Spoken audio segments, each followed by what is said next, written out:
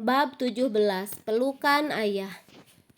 Iya beneran, ada orang mencurigakan di depan. Orang itu terus mengamati dari luar. Dia bersembunyi di dekat pepohonan. Rumah emak memang tidak ada pagarnya, sama seperti rumah warga desa yang lain, sehingga memudahkan orang masuk atau sekedar melihat rumah ini. Ya emang beneran mbak, masa kita lagi acting gitu? Biar viral.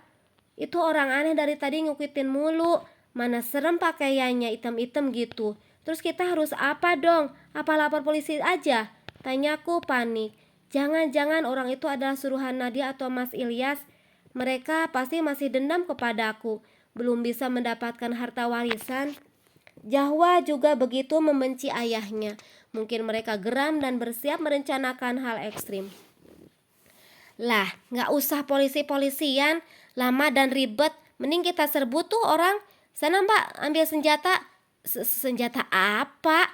Ya Allah, punya kakak lemotnya ampun-ampunan. Ambil apa aja yang bisa bikin penculik itu kesakitan. Oke, siap-siap. Aku berlari ke dapur mencari benda yang bisa dipakai. Sial, pisau tak ada. Maka aku putuskan mengambil gelas dan sendok, semoga bisa berguna. Hayu kita serbu, seruku bersemangat. Ya ampun mbak, kenapa bawa gelas sama sendok?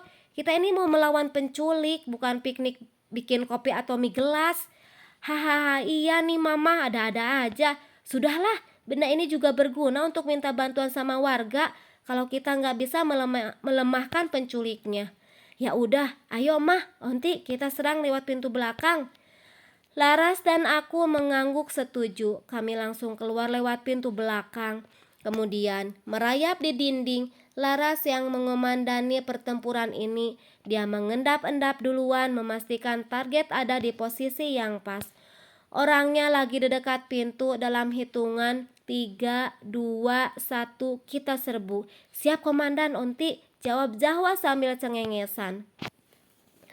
Kami mengekori Laras, semua sudah siap melakukan penggerebekan. Aku harap penjahat ini tidak berbahaya. Seram juga kalau dia bawa pistol atau balati.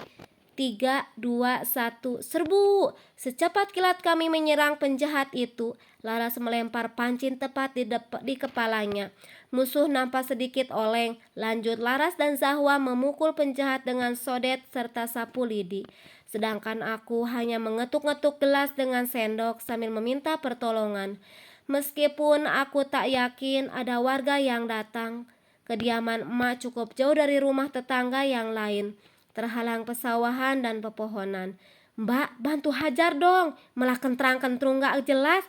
Mbak pikir kita lagi ngamen apa? Bentak Laras sembari menelitir tangan lawan. Iya, aku melangkah mendekat. Penjahat itu sudah kewalahan dengan serangan Laras dan Zahwa. Sekarang giliran aku mengeluarkan jurus monyet ngamuk. Aku siapkan kuda-kuda yang kuat, mengarahkan tangan yang siap meninju dan mencakar, bagai monyet yang lepas kendali. Mah, ampun mah. Gerakan jurus monyet ngamuk terhenti ketika orang di hadapanku buka suara dengan nada dan aksen yang sangat kukenal. Bentar mah, awak kayak kenal suaranya. Baru saja aku mau mengatakan hal yang sama. Jawa sudah bergerak duluan untuk membuka topi dan masker orang itu. Ayah, panggil aku dan Zahwa kompak. Mata kami membelalak tak menyangka ternyata orang misterius itu adalah ayah. Mah, Zahwa, ampun, tolong suruh Laras melepaskan cengkramannya. Bisa mati ayah di tangannya. Oh, penculik itu ternyata kamu, Bang. Mau ngapain kamu kesini? Mau ganggu mbak dan keponakanku, hah? Dasar pria mata celana dalam. Laras semakin murka. Dia tendang burung milik Mas Ilyas sampai terjatuh dan berteriak kesakitan. Laras tersenyum sambil berkacak pinggang. Dia sangat senang, seakan sudah memenangkan perlombaan gula tingkah internasional. Ampun, aku kesini cuman pengen ketemu Zahwa. Ayah mau ngapain lagi sih? Kenapa gak balik ke nenek gayung? Ngeselin dah. Maafkan ayah, Wak. Izinkan ayah bersamamu malam ini aja. Besok ayah janji akan pulang ke Jakarta. Gak bisa, enak saja kamu. Abang pikir ini rumah mbahmu apa? Tolong Ras, Kamu gak tahu perasaan orang tua untuk anaknya. Aku gak bisa jauh dari Zahwa kali ini saja. Mah, tolong mah. Mas Ilyas beralih memohon di kakiku. Aku lihat sorot ketulusan dari matanya. Bahkan kali ini dia benar-benar menangis. Apa mungkin dia sadar dan tak mau jauh dari anaknya? Aku harus apa? Takut jika mengizinkannya, dia malah bertindak gila lagi. Laras, mau kemana? Aku cekal tangan Laras. Bentar mbak, apalagi tingkah konyol yang akan dilakukan Laras. Bukannya membantuku mengusir Mas Ilyas, dia malah kabur. Aduh, aku harus bagaimana? Ayah sana pergi, Awak gak mau bareng-bareng ayah lagi. Tapi Wak, ayah ini tetap orang tua kamu. Izinkan ayah menemani Awak di sini 1 hari saja. Entah kapan lagi kita bisa bertemu.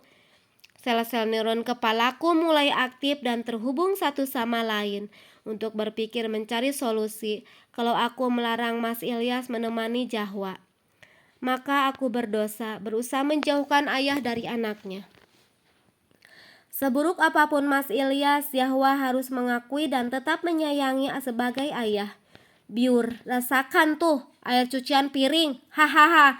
Astaga, Laras keterlaluan. Dia menyiram Mas Ilyas dengan 1 ember air yang berisi sampah bekas makanan. Mas Ilyas sampai gelagapan menerima serangan Laras yang datang tiba-tiba. Astagfirullahalazim. Ilyas, Emak berteriak sambil setengah berlari ke arah kami. Dia langsung merangkul Mas Ilyas dan mengajaknya berdiri. Laras, keterlaluan kamu. Kasihan Ilyas. Dia ini manusia, bukan hewan. Emak kok malah belain dia. Bang Ilyas ini sengaja ngikutin aku sama Zahwa. Pasti dia mau nyulik Zahwa. Emang dia tuh ayah gak ada akhlak.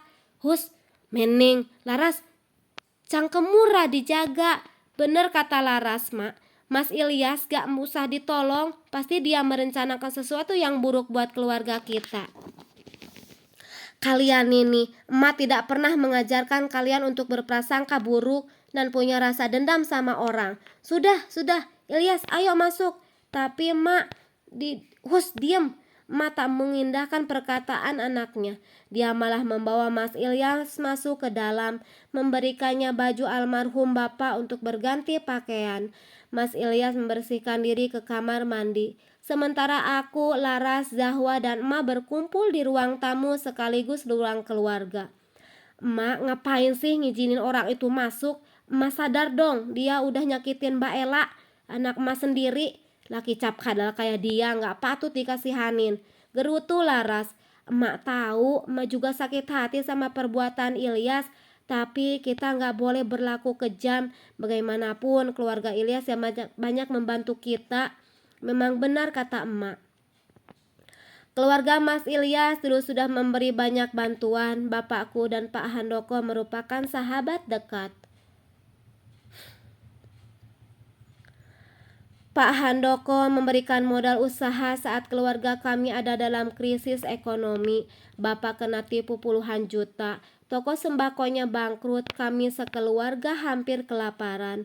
Beruntung Pak Handoko mau memberi Bapak uang untuk membuka usaha. Dari situ Bapak mulai membuat kolam untuk budidaya lele. Kita berhutang budi sama Pak Handoko, Bu. Bukan sama Mas Ilyas. Sama saja, Ndok. Kita boleh benci sama perbuatan Ilyas, tapi kita gak boleh berbuat jahat sama dia. Toh Ilyas hanya ingin bertemu Zahwa. Sampai kapanpun hubungan Ilyas dan Zahwa tidak akan terputus. Awak gak mau ayah ada di sini, Eyang. Dia bukan ayah yang baik, awak benci dia.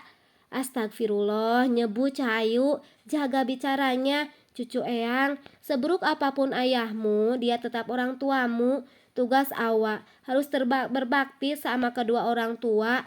Maka awak harus memulihkan ayah. Tak ada lagi yang membantah ucapan Emak. Pantang bagi kami sebagai anak-anaknya untuk terus berdebat dengan Emak. Apalagi yang Emak dibicarakan adalah hal yang benar. Mak, makasih sudah mengizinkan Ilyas masuk ke sini. Iya ya, duduklah biar Laras buatin kopi untuk kamu. Oga aku bikinin kopi buat belut sawah, mending molor. Brak, Laras malah masuk ke kamar. Begitu pula dengan Zahwa, dia memilih menjauh dari ayahnya. Raut wajah Mas Ilyas nampak sedih, pasti hatinya sakit harus dibenci anak sendiri. Itulah konsekuensi bertindak tanpa berpikir. Harus rela hal yang paling berharga hilang begitu saja. Biar emak yang buatkan minum, gak usah mak, biar Ella aja. Dibandingkan harus berduaan enggan Mas Ilyas. Lebih baik aku ke dapur. Menetralkan emosi, rasa kesal makin memuncak di hati. Aku khawatir Mas Ilyas mau mempengaruhi Zahwa untuk memihaknya. Aku suguhkan kopi di meja. Emak nampaknya sedang menasihati ayah dari anakku. Mas Ilyas hanya menunduk sambil mengucapkan kata iya.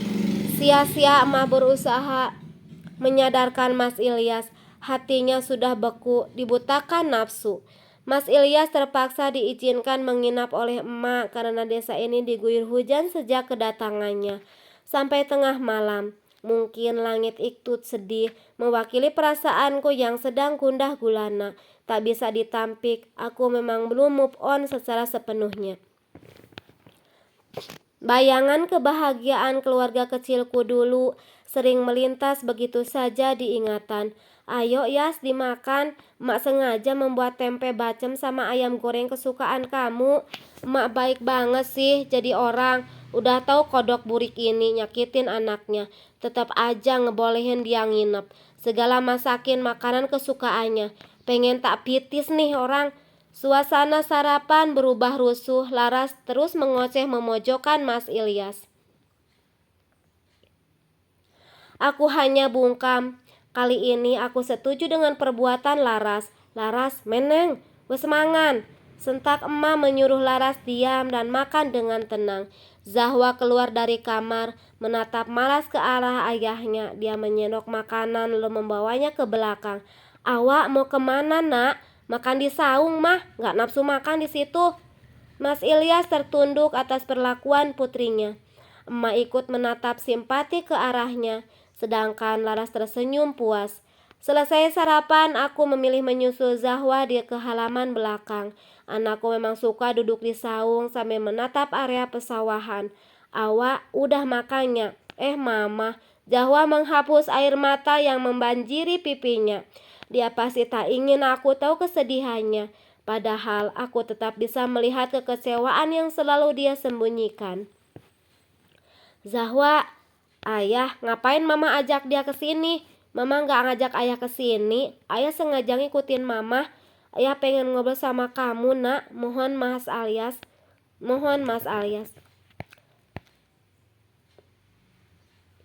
Ayah pengen ngobrol sama kamu, nak. Mohon Mas Ilyas. Belum sempat menjawab, Mas Ilyas menjelaskan semuanya. Aku memilih membisu dan memberi waktu untuk dia mengungkapkan isi hati pada anaknya. Awak gak sudi, pergi. Tolong nak, sebelum ayah pulang, izinkan ayah memelukmu. Setelah itu ayah janji gak akan mengganggu kamu dan mama. Zahwa melirik ke arahku. Dia meminta pendapat dengan gaya tubuhnya. Aku anggukan kepala, pertanda menyuruhnya untuk mengabulkan permintaan Mas Ilyas.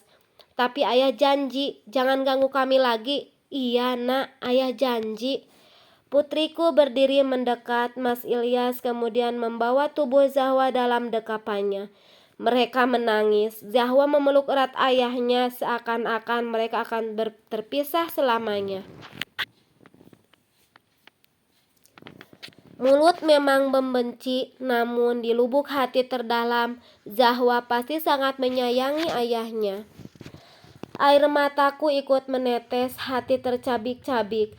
Keluarga kami yang dulunya penuh canda tawa sekarang penuh air mata. Anak dan ayah akan terpisah. Kebahagiaan keluarga kecilku akan segera punah.